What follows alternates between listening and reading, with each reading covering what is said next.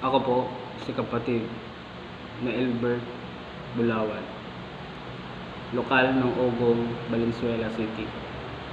Nabautismuhan po ako noong November 18, 2011. Ang dati ko pong reliyon, PUEC, Pentecostal, Born Again.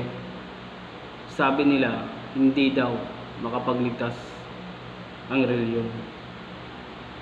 Sabi ko sa sarili ko, hindi pala ako maliligtas dito.